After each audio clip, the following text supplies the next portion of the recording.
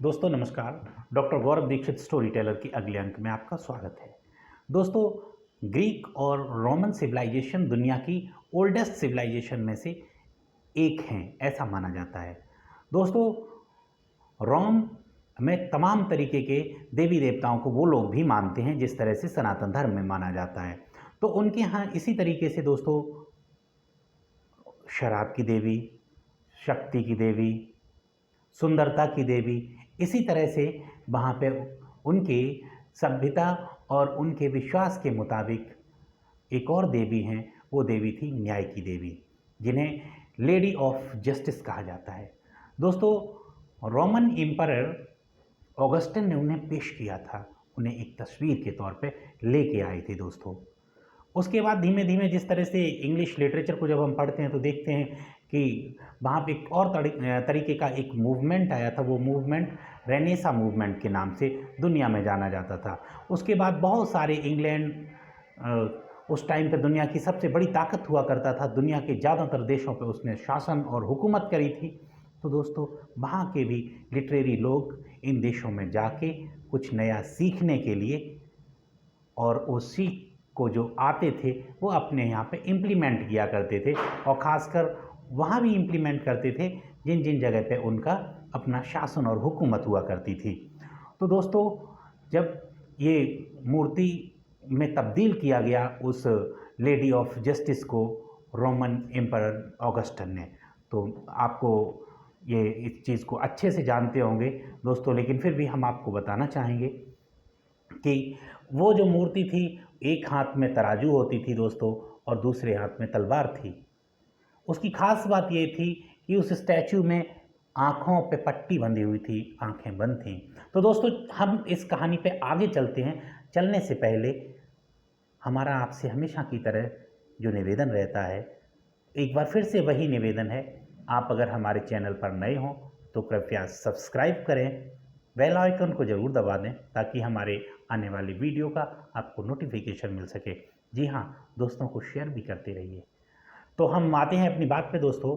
जब इस तरह से रोमन एम्परर ने ये मूर्ति को पेश किया था, एक स्टैचू को पेश किया था जिसे लेडी ऑफ जस्टिस कहा जाता था, तो जब अंग्रेज़ों ने वहाँ पे पहुँच के उस चीज़ को समझा तो वो उसे अपने यहाँ भी लाने लगे।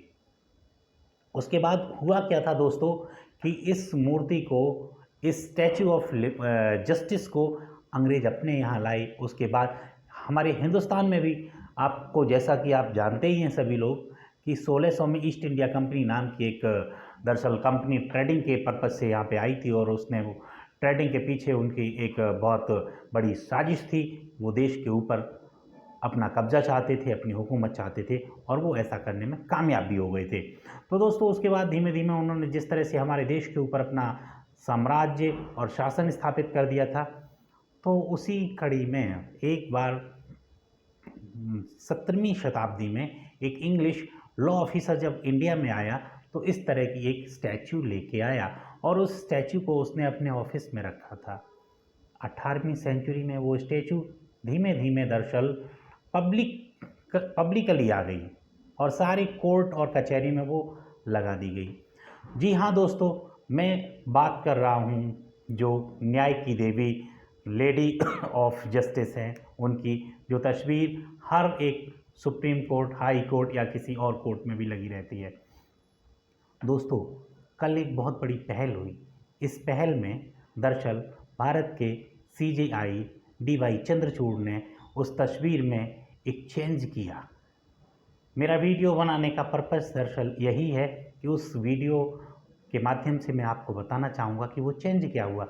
दरअसल उस स्टैचू ऑफ जस्टिस से पट्टी को हटा दिया गया, और दूसरा एक और परिवर्तन किया गया कि जिस हाथ में तलवार थी उस हाथ में संविधान थमा दिया गया, और संविधान हम कह सकते हैं ना, तलवार की जगह संविधान ने ले ली। जी हाँ दोस्तों, संविधान पिछले 6 महीने से बड़ा हर जगह हर राजनेता के मुंह पे वही रह रहा है, क्योंकि इससे पहले इसकी चर्चा कम हो रही थी। पिछले इलेक्शन 2024 में ये काफ़ी उछल के बाहर आया, संविधान बदल दिया जाएगा, संविधान नया आएगा। तो इसी तरह की दरअसल एक नई जो CJI ने पहल करी कि जस्टिस ऑफ जस्टिस की देवी के हाथ में भी संविधान को लगा दिया गया दरअसल वो तलवार को हटा के। तो अब ये स्टैचू को सुप्रीम कोर्ट में रखा गया है। धीमे धीमे ये अब बाकी जगह भी आएगी। हाँ, 2 तब्दीली हुई हैं और जो आँखों में पट्टी थी, पट्टी को भी हटा दिया गया। ठीक है guys, okay viewers, thank you so much for watching this video. Thank you.